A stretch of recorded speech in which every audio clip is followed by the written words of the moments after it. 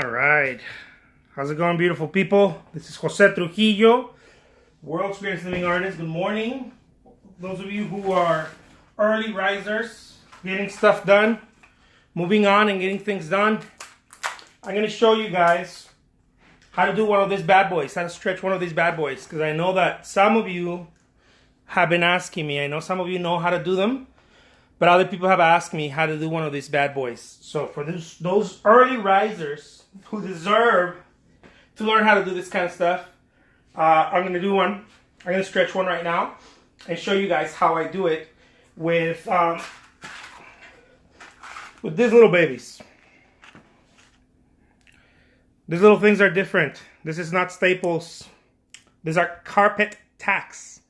The reason why I like to do them with these ones is because they're tougher, right? They're tougher and they're pretty cool. I've stretched my canvases, my large canvases with these babies right here for a long time, for years. And I've never been disappointed. They're very, very sharp, so you gotta be very careful. But once they're in there, baby, they're in there. Okay?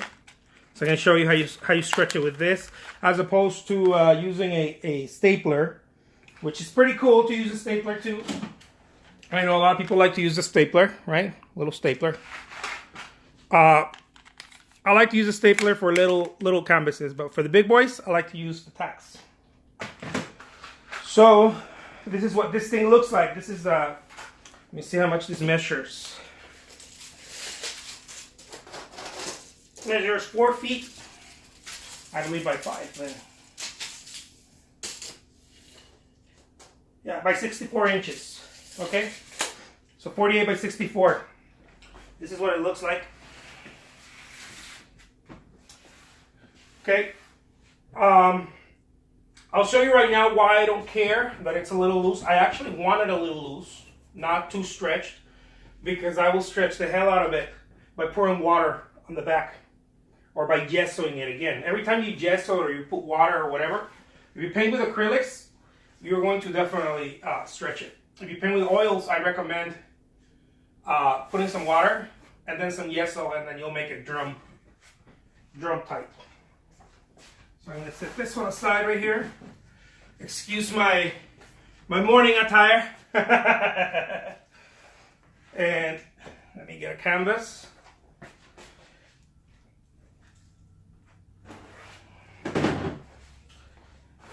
Just a roll canvas, okay? You want to put it on facing down, of course. This is already cut to fit that.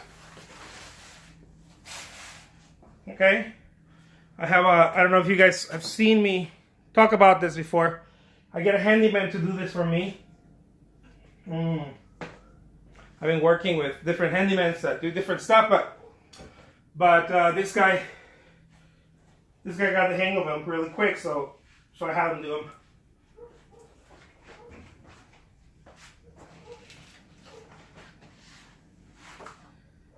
Okay, very simple stuff. So essentially what you want is to leave room for stretching, of course, right? Not too much, about 4 inches on each side. Okay, if you got any questions, I'm going to be checking the questions. I'm going to be checking the phone. These corners, I like using them. Sometimes I'll do them bigger. I think my handyman was cutting some slack here, was slacking a little bit. I like to do these corners bigger, about 10 inches. I think he made them 4 or 5, I don't know, something like that. I like to do them bigger. I don't mind the back. I know a lot of artists are like, I don't like to do this. You know, I do what works. So essentially what you want to do to make sure your frame is squared, right, if you're doing it yourself, you want to make sure that corner to corner it measures the same. Right, this measures 80 inches from corner to corner. It's a 48 by 64. So you want to make sure that's how you know you have a squared frame. For those of you who are interested in this kind of dealio. Now, it's very simple.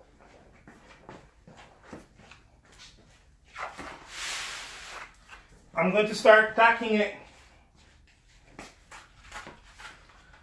A little hammer. All you really need is a little hammer and these bad boys. Okay? They're about $1 each, and they have a dollar something. It's the number 6 that I like to use. You can find them at any hardware store, Home Depots or Lowe's or whatever. And how many tacks are in there? What is it? I don't know. A whole bunch. It says in there, but I'm not looking. I'm not looking right. I don't know, but it's full of tacks. So here we go. Those of you who don't know, in English, it's una tachuela. That's what it's called, tachuela. This has been used for this type of stuff. You have to be careful though when you hold them. The first line that you do, I like to go for the long one. Sonic, go jaula. The first line that you do, right? It's the longer one, of course. You don't want to do the shorter ones. I like to start with the longer ones here, right? And you don't want to pull. You actually just want to hold this down and just do this.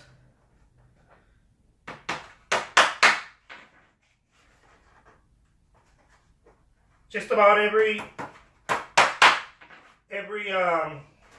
4 inches or so, you want to put one in there. You don't have to overdo it. You can if you want to. If you don't care about your time, go ahead. Okay? But you're essentially just pulling. You're pushing down and pulling at the same time. That's really what you're doing here. The reason why you're not pulling is because you don't want to pull, because you don't want to leave less room over there to pull later.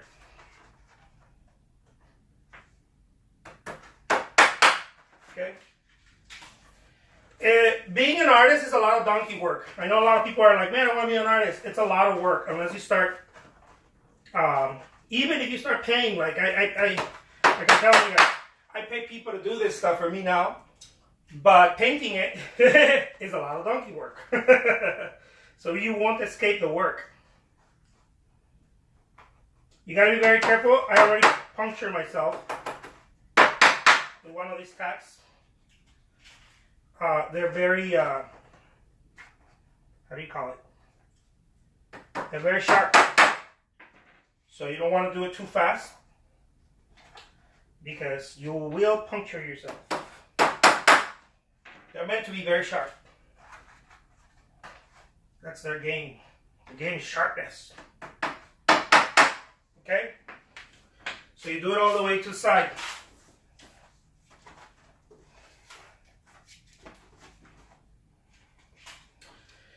If you are starting out and you're not like rolling, you're not like a, what I mean by rolling, yeah, I punctured myself.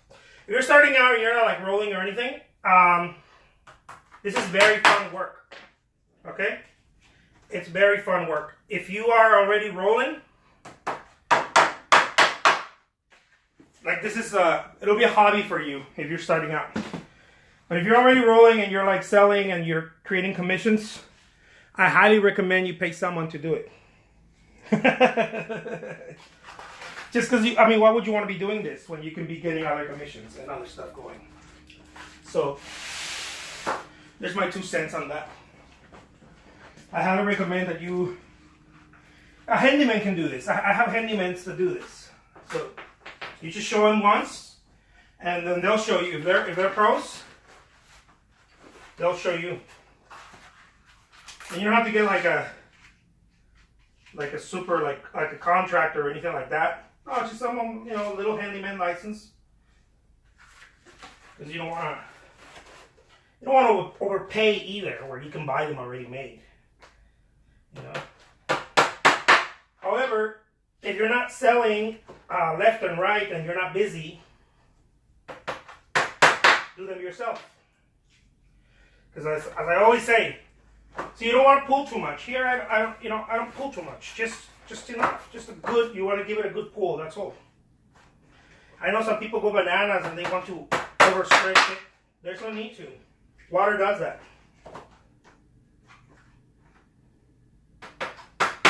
There is no need to over pull. Water will do that. So as I always say, you either have if you're an artist, you either have time or you have money. You You know, one of the two.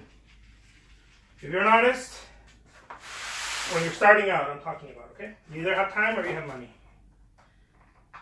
So, and not only when you're starting out, as things start happening and rolling for you, you'll find yourself less and less time to do certain labors that are required of being an artist. Really, we use the word artist, but you're an artist, and I mean you end up if you're doing things in scale and whatnot, you end up doing this type of work a lot. I've never been able to escape it. I don't know any serious artist who's been able to escape this work. The only way that you escape it is you pay someone to do it, or you. Even if you were to buy them, and let's say you're selling one of these babies at 10 grand, well, I don't know, 20 grand, whatever your price points are, and you're like, well, it only cost me $200 to buy it, or $300 to buy one of these sizes, whatever, whatever your size is. If you're not selling them left and right, like if you sell one or two a year and you're not really selling them left and right, if they're gonna sit there, it's probably best to do more. I don't know if I make myself any clear with that. Like, there's a lot of artists that sell them. I've sold them at nice price points. I sell them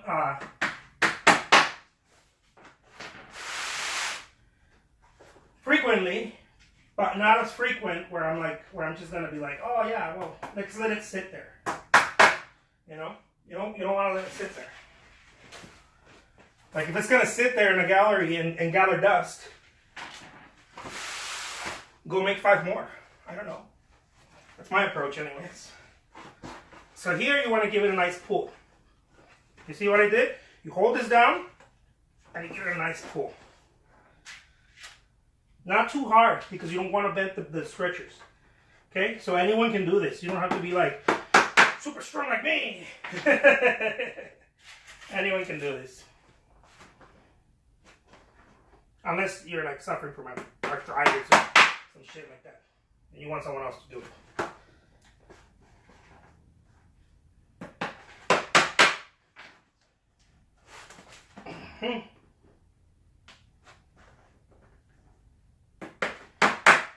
Yeah, check it out.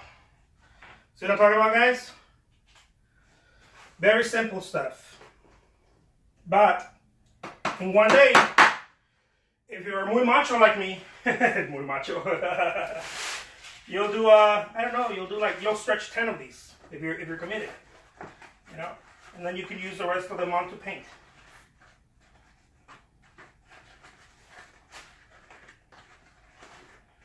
Oh, let me show. Well, I'll show you guys right now how I'm going to fold this. Okay. On the other corner, I'll show you guys. For those of you who don't know. It's really very simple. It's just a lot of people make it so mystifying, But it's just work, guys.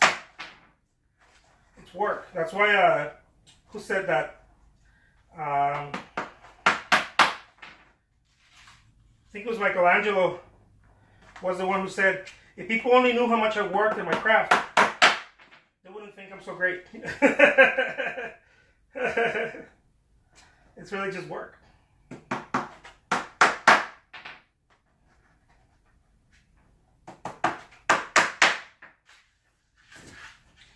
Yeah.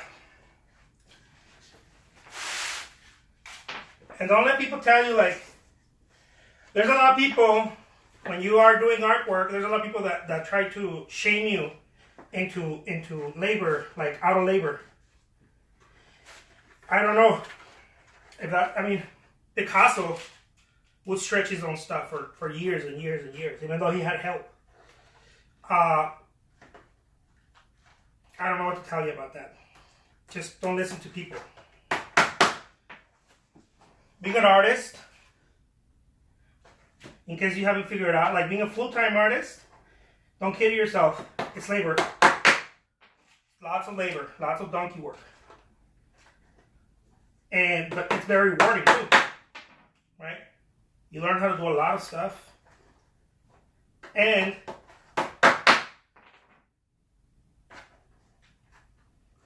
And if you do it right, like you just keep moving, you're extremely productive.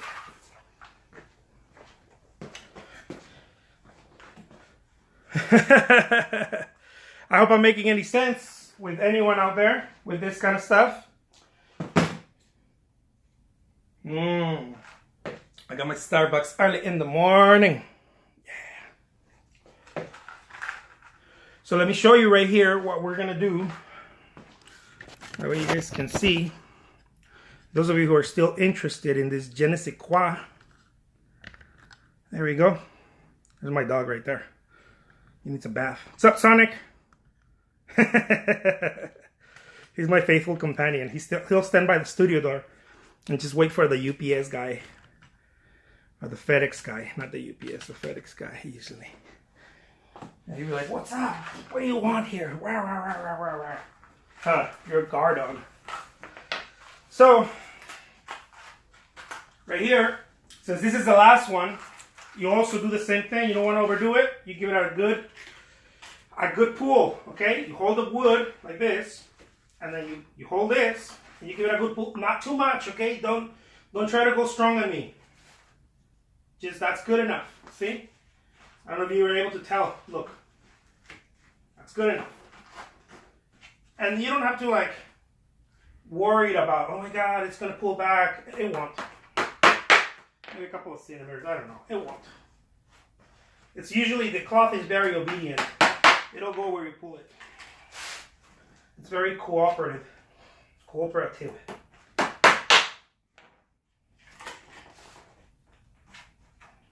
And of course, this is canvas. I don't know what the thickness, I don't know what thickness this is, but it's pretty thick. I only buy thick canvases for my like thick wall canvas for my large pieces, because it's got to be that way. There's no other way but the highway. My way or the highway. So I hope you guys can see here what I'm going to do. Very simple stuff. What you want to do in these corners is you want to do this. Look, make a little fold like that. That's all. Make sure that this is nice and this shows, right, the corner. Don't worry about anything else. You hold it like this and then you do that. You pull this way, right? Okay. Then this, you want to do this. Look. See? Like that. And then this, in order to make it go straight, you want to get this line right in that corner. So that means that you might give it some of this, okay? Like that. I can show you in the other corner too, what it looks like. And then voila. I hope my big head didn't cover what I was showing you guys.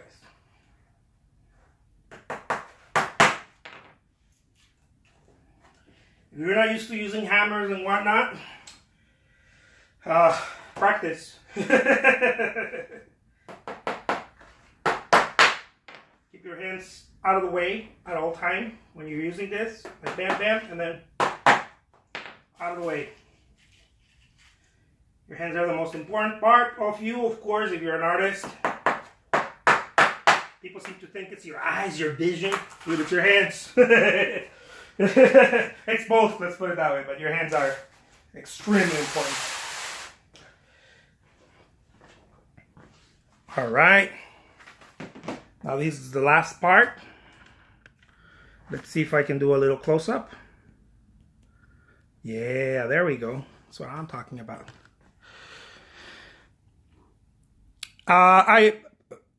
Aldebaran 513 says, I used to stretch my own canvases. I'm too lazy. I wish I could afford Belgium linen. Then I would. Oh my god, you don't need Belgium linen. Who needs that? Yeah, I used to think the same way. Guys, you don't need Belgium linen. Like, if you tell your collectors that you're using Belgium linen, they're going to be like, oh, okay, great. But why is it still 10 grand? It's not the materials. I used to use You know, I used to use like carrot gold leafing, you know, like real gold leafing for my frames. And I did stretch a lot, Belgian linen. And I used to do portraits, right? I was a portrait artist. And those were my differentiators, right? Of why I was more valuable and whatnot. And you still have to find your voice and tell people, you know, this is why it's worth more. It's not the materials. The savvy collectors, well, they're gonna raise an eyebrow. They're gonna be like, I don't care what you're using. Why are you charging me this? Like who are you? You know, kind of thing. So look, guys. Here's the thing. Bam. Fold it like that, and then you do this. I hope you guys are seeing this. Okay. Again, you don't want to tackle the way in yet. Okay, so that you have room to play here, and that's why I don't tackle all the way in here either. So I have room to play. This is a room to play right here. You don't want to do the last one here, and you don't want to do the last two over here, the last three. Okay. That's why I always start in the middle. You never start in the corners. You start in the middle so that you're squaring as you're going, so that you're not pulling more in one corner than another. Okay? So here, we're ready. You get this corner, and then you pull it back like that. Okay? This creates the line right here. And then you get the excess up here, right? And then you pull it like that. See, it's all pulled that way. And then you get this, right? Right here. And then depending, because what you want to do is you want to get it straight right here. So if I do this, if I were to just get it like that, it's not going to be straight. See? So you want to get it straight. So you want to pull and maybe pull a little bit from here to get some. You see? You want to see something like this. Now, if you're into perfectionist stuff, maybe you should choose another professional, because we're not building pianos here. We're trying to get stuff done. Okay? Very soon you will find out, if you're an artist, that it's really about getting shit done. It's not about making things so pretty. It's about getting them done, because you only get paid when things are done, not when they're pretty. Leave the pretty things to piano builders. Okay? It's more important. That's part of my philosophy. It's far more important to get it done than to make it look so neat and pretty. What you want to do is make it right? Make it right means that you make sure that your corners are clean. You make sure that your stretchers don't have warps, and it's what do you call it? It's well stretched, right? It's squared is the word I was looking for. From corner to corner, it has to measure the same, okay? So that way it's squared. Because you could be doing something, you know, like, oh yeah, I'm doing a rectangle, but it's really like that. Because your corners, I don't know if I'm making myself any clear. They have to be square, right? It can't be like that. It has to be squared. Not like that, square, right? So the way to do that is every corner has to measure the same. Like from there to here has to measure 80. If you're doing a 64 by 48 like me. This is a 64 inches by 48 inches. 48 inches by 64. Every corner has to be 80 inches. More or less. If you're like off by, I don't know, by a 16th, maybe even an 8th, don't cry. It'll be fine. Just don't make it like 80 and a quarter, because it'll really mess up framing if you're able to frame it. Or interior designers will be like, dude, what are you doing? So, let's put it back. And let me show you what it looks like. Bam! See, that's why I call myself the world's greatest living artist. Because I'm cool like that. So there's another one. You see? Did it so fast. Even showing you and taking my time. If you are serious about what you're doing, you'll easily stretch 10 of these a day. Why would you want to stretch 10 of these a day? I don't know, maybe because you're serious about what you do. Who knows? Maybe you're not. I do. So, I do when I have to, but now I pay someone. I'm blessed that way right now. So, thank you guys so much. I hope you guys enjoy this awesome stuff. There you go. I want to say thank you. Keep it cool. Keep working. Keep doing your thing. I hope you like this this tutorial. I hope you like this little demo. Maybe it'll inspire you to get your stuff rolling, to get your things going. I know they're not great. I know they're the lighting, blah blah. But suck the bad stuff out of it. You know, the venom out of it, like the stuff that doesn't work. Man, you know, he didn't explain this. The lighting is off. Like, look what you can use for you, and get that. I'll leave you guys with that. Take care. Like it, share it, comment. I don't know. Give me some hearts. I love those hearts. Give me some hearts. Ah. All right, guys. Take care, and I will talk to you guys soon. Adios.